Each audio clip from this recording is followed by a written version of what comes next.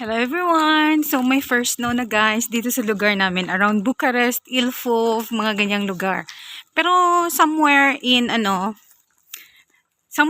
Romania. Few weeks ago nag-i-snow na yung mga medyo bulubunduking part. Makakapal na yung snow few weeks ago pa. Pero dito sa amin, ngayon yung first snow, ayan. Manipis pa.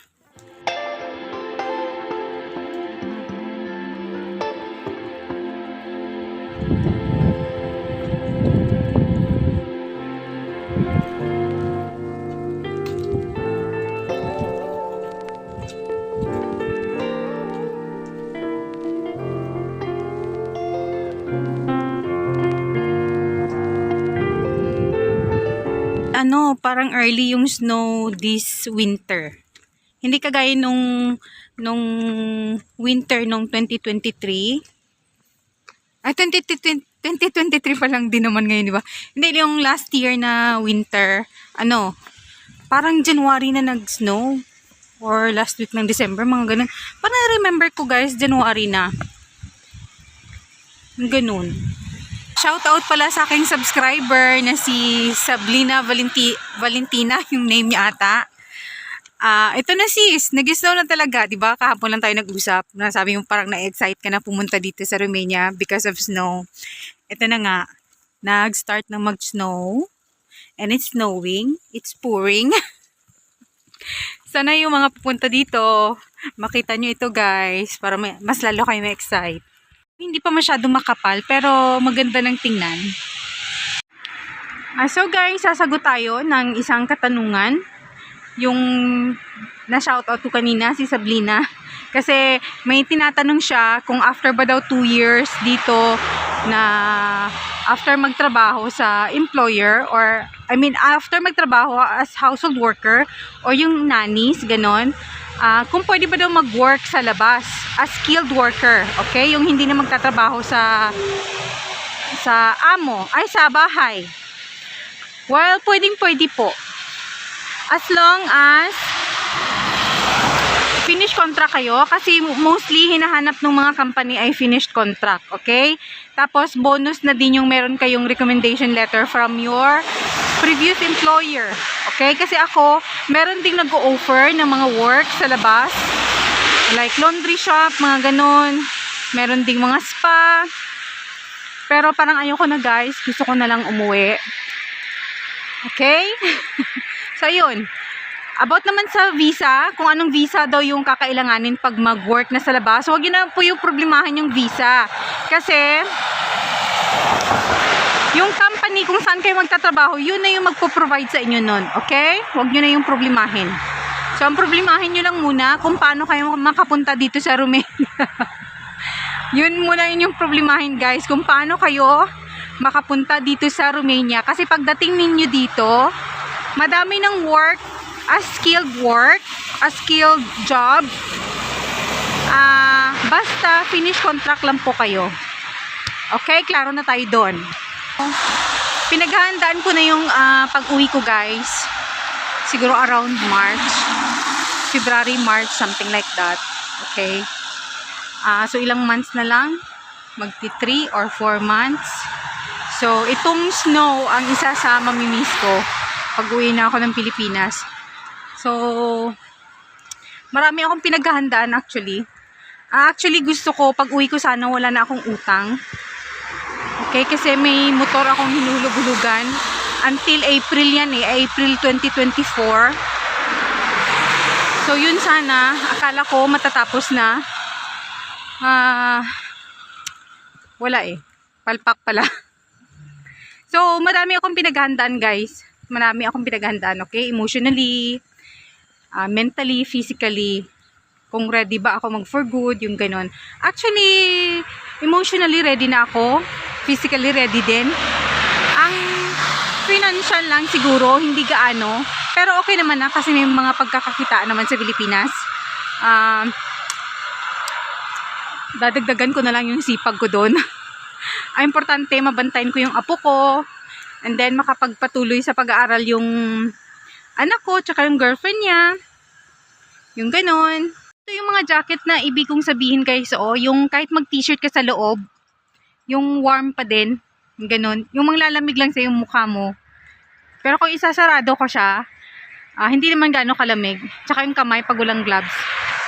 Parang thermal siya na jacket kasi guys. Ito yung ibig kong sabihin na jacket na gagamitin nyo pag dating nyo dito, if ever darating kayo ng mga December, January, o diba ngayon nga nag-snow na. Hindi ko akalain na mag-snow ng advance. So yun guys, yung mga papunta dito, i-ready nyo yung sarili nyo. Especially ang inyong mga jacket, okay? Kasi nung last ko na vlog, sabi ko, pag dating nyo, kung ang flight niyo is mga November, okay pa kasi hindi pa ganun kalamig. Pero tingnan nyo naman guys, ano pala ngayon, November 25, November 26. Pero nag-snow na siya. Hindi na umabot ng December last week yung snow. Mostly kasi ganyan yung mga snow dito. So yun, paghandaan nyo yung mga sarili ninyo pag papunta na kayo dito ngayong mga panahon or ngayong mga time. Hirap mag-vlog pag ganitong may snow guys. Kasi hindi ko naman mapindot yung cellphone ko pag naka-gloves ako. My gosh. O diba? Parang naninigarilyo lang ako, umusok-usok yung aking hininga. So dito ako magbabantay ng bus. By the way, pupunta pala ako ng JIL. Attend ako ng anniversary. So matagal-tagal ako hindi nakapagsimba dun guys. So ito na yung chance ko kasi wala akong mga pupuntahan. At inagahan ko ang labas ng bahay. Kaya hindi ako nakakapagsimba na ngayon ng JIL. Kasi ang tagal ng bus dito sa amin. Tapos yung church nag-uumpisa 11. Tapos darating ako doon ng 12. Parang useless, 'di ba? Parang nakakahiya na parating late yung ganun.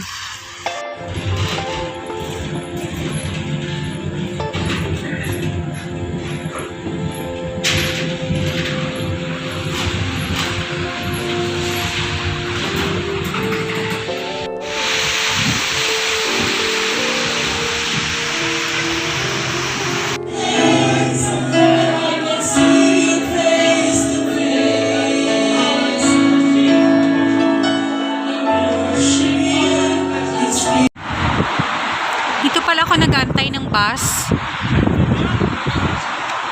Ayan. 783. Pero hindi ito dediretso ng Vanessa Mall.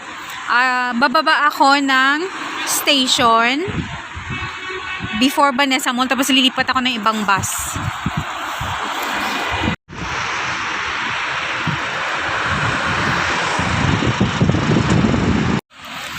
So, hello guys, from Uniri, nag 783 pala ako na bus.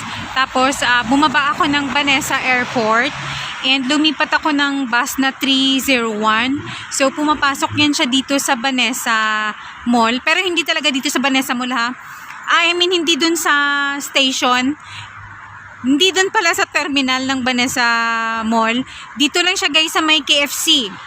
So, dito mag-i-stop yung 301 na bus. Okay? Para doon sa parating mga nag-PPM sa akin, kung anong sasakyan mula Uniri papuntang Vanessa. So, yun po. Pwede po kayo mag-abang ng 783 na bus sa harap po ng malapit sa McDonald's sa Uniri. And then, bababa po kayo ng Vanessa Airport. Mag-abang kayo ng bus na 301 hanggang KFC, yung 301 hanggang dito. Pwede din kayong sumakay ng 330 or 131, 335 kasi didiretso yan dun sa may Vanessa terminal. Okay? So, klaro. So guys, 4:58 pa lang ng hapon.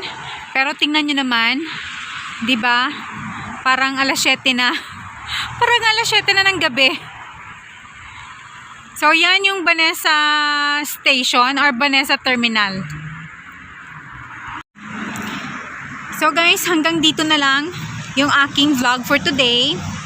So, kita-kita tayo ulit next time, okay? So, sana next time makapal na yung snow. Kasi kanina, manipis na yung snow, okay? So, thank you so much, guys. See you next time. Bye-bye!